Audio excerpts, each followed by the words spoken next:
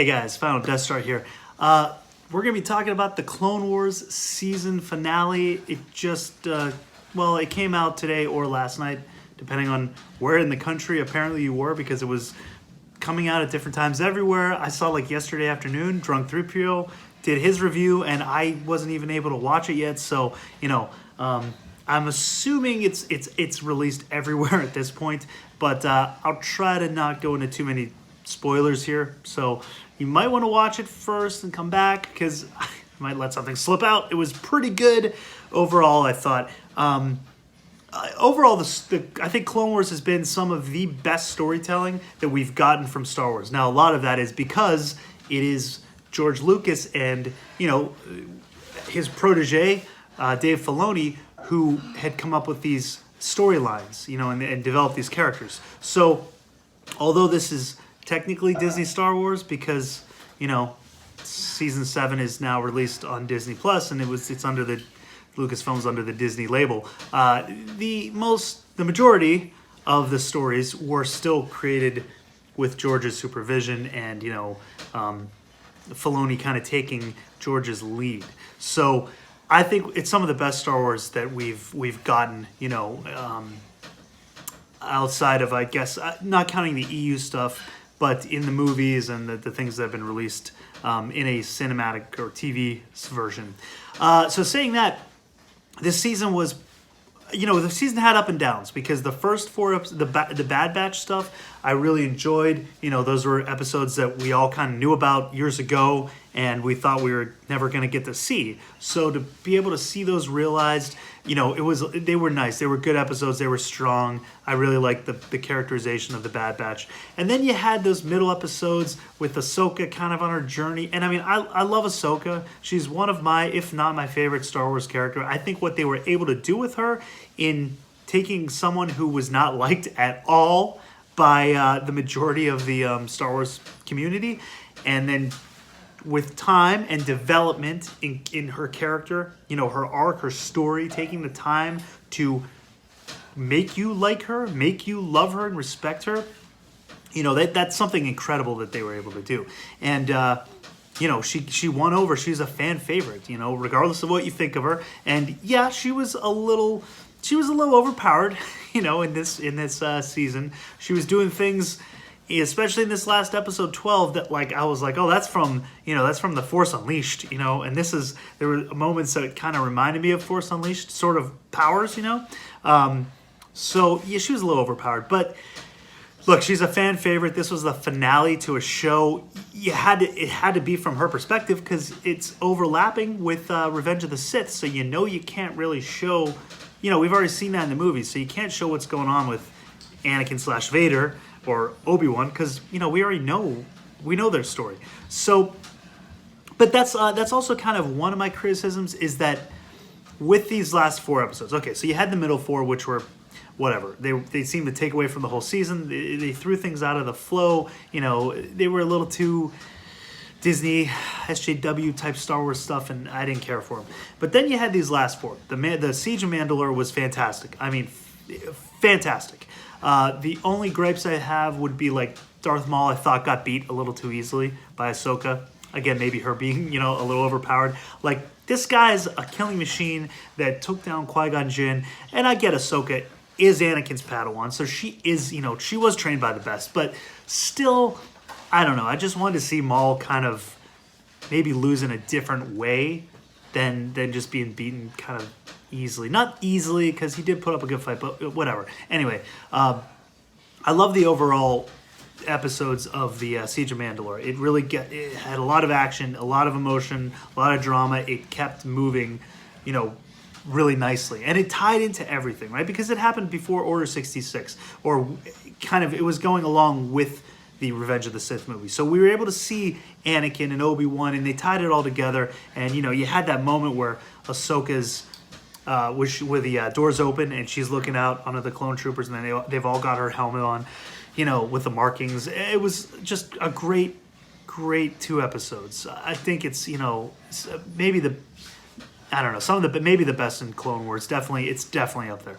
And then you had the last two episodes, which I also really liked, but they were way more contained. You know, it was more character driven. Although there was, you know, you got your action, you had your Darth Maul, you know, Vader Rogue One scene where he's just going through and wrecking clone troopers, you know. But it was a little more drama based and character driven, which, you know, you kind of have to do, I guess, because now you can't go into the movies, right? You can't. We no longer can see what Anakin. We know we know what's going on with that. So you're focused primarily just on Ahsoka and Rex. So it's a little slower, but it still had some great moments. And then this finale, man, I think the thing that stood out the most to me, one of the two things, the music. Wow, the music was it just drove the emotion so high. I thought the score of this was fantastic. The score of the whole last 4 episodes. You know, it's like part 1, 2, 3, 4, basically a movie. I wish they would have released like the Clone Wars movie that started this whole thing off when they released it in the theater. I wish they would have just released this as a movie because it is basically a movie. You know, the score of all 4 episodes, it's different than the rest of the series. And they meant it to be like a movie. They should have just released it like a movie. But, anyway, the score was great. And the visuals were just really, really nice. You know, the graphics, you could tell they just put the money into this because it looked fantastic. So there was a good amount of action in this. There's, you know, a few callbacks, I think, to like I said, The Force Unleashed. You know, you have a moment where Ahsoka does something that Starkiller does. You know, something we wish we would have seen Luke do, but we never got to see that because we never got to see Luke do much of anything in the sequel trilogy, the Disney trilogy. But we got to see Ahsoka do some things that were, you know, cool, but like required a lot of power to be able to do it. But again, you know, it's the finale. You've got, you know, Filoni's pushing Ahsoka because she's gonna show up again. Well, we know chronologically she shows up in Rebels, but there's rumors, you know, she'll be in Mandalorian, and you know, we'll see if it's Rosario Dawson, who I think is a good choice for Ahsoka. You know, she wants the role, first of all, so, you know, I think she'd be a good choice. But I'm okay. You know, I agree that she's overpowered, but I'm okay with it because it's Ahsoka. It's a fan favorite, and it's the big finale, so you gotta like up the stakes, I guess. Darth Maul, you know, he also became a fan favorite, this tragic character, and he was never meant to be. You know, he was just an attack dog. The Emperor was using him. Palpatine was using him. He used everyone. He used him. He used Dooku. He was like the muscle. Dooku was like the political. You know, so he used each facet of them. And Grievous was like the machine sort of military. They were all parts of Vader. You know, if you look at it, each one of them, Maul, Dooku, and Grievous, were all parts of what Vader was, or what Vader would become. So, you know, it's kind of interesting when you break down the character of Vader in these 3 parts. It's Maul, Dooku, and Grievous. It's kind of interesting. But because he became a fan favorite, you know, they brought him back, and they, again, were able, like Ahsoka, they were able to give him a character arc that was really powerful. And it just caught the attention of a lot of people. You know, people started loving Darth Maul for more than just like the cool look and being like this, you know, warrior, kind of badass warrior. He became, you know, this tragic fallen character that just kept losing. But you felt for him in a way. Not an anti-hero, because he's definitely a villain, but you just got a different sense of him. And I thought they did a nice job with that. So, you know, of course you have to have Maul in this finale as well, because he comes into play with Rebels. You know, this sets up Rebels nicely. Now, the last scene, it's probably, you might know it by now, but I won't spoil anything. But there are some moments in that last scene that just hit you with such emotion. It was the perfect way to end the Clone Wars. I mean, the perfect way. I can't think of a better way to end that show than what we got in the last 2 minutes. Maybe not even 2 minutes, maybe a minute. But wow, tragic, exciting, surprising. I didn't think we were gonna get to see that. You know, you're not sure of the time period.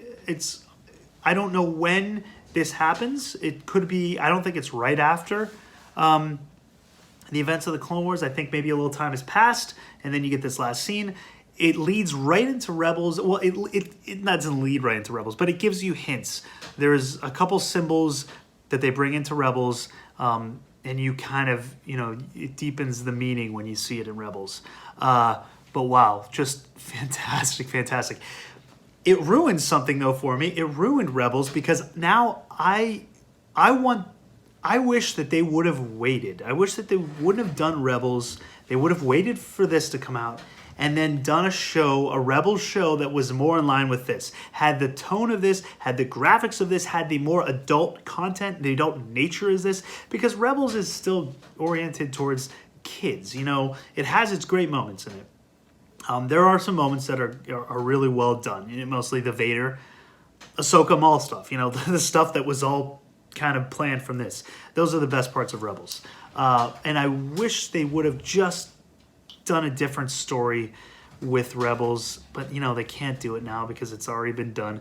But it just, oh man, the end of this just shows such potential of like what they could have done had they waited and done a Rebels show that was like the Clone Wars, just based in the you know, during the, I guess right before the Galactic Civil War, the birth of the rebellion, but done it in a different way that wasn't so kid friendly, you know, and had like this young Ezra kid who, you know, was like geared towards a younger generation, because they could have just done something different, more oriented, more just the tone of Clone Wars. But anyway, you know, they didn't, so it is what it is. But at least they ended this, I think, off strong, especially with the last 4 episodes, and then definitely parts of this last episode, specifically the last minute or two, is great. Or I'd say the whole last 5 minutes is really, really well done. So those are my thoughts. Let me know yours. You know, again, this was spoiler-free for the most. I didn't really give anything away, so spoiler-free. But let me know in the comments down below, have you watched this? And have you, may the 4th be with you? You know, hashtag, although it's still freaking Disney, you don't own this hashtag. You don't own this hashtag.